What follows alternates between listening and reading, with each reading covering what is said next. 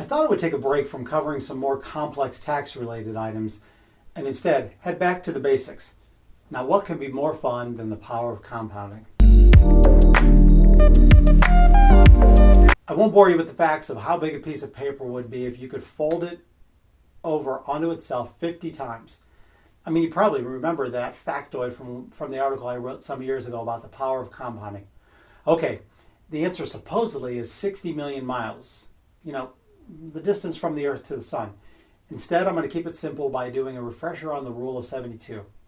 Just to be clear, I'm not talking about 72T, also known as SEP, which allows you to take distributions out of your IRAs without penalties. Nor am I talking about the new age for required minimum distributions.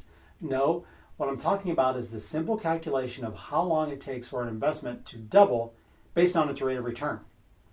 Let me be clear that the rule of 72 isn't really a rule. It's more of a guideline, as it is not exact, but as the expression goes, close enough for government work.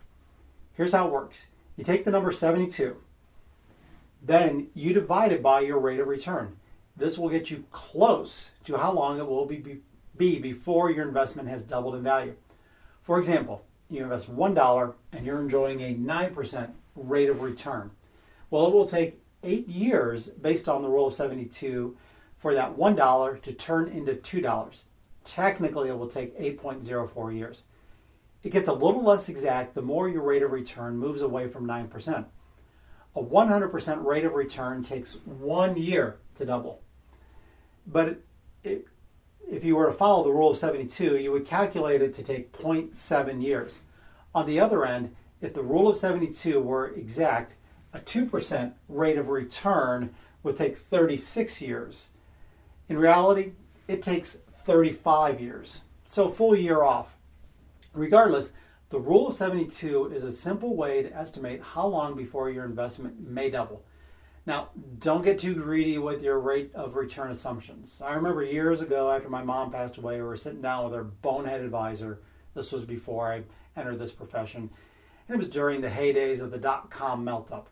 He was telling us we should assume our investments doubling in 3 years based on the S&P returns in the late 90s. But hey, it's your life, so I guess you can make any rate of return assumption you want to.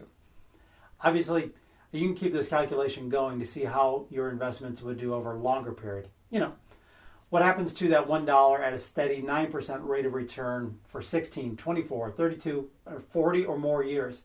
Actually, this is probably a great thing to do with your kids to help them understand the power of compound interest. Well, I don't think Einstein ever really said it was the most powerful force in the universe. Compounding is eye-opening. Thanks so much for tuning in.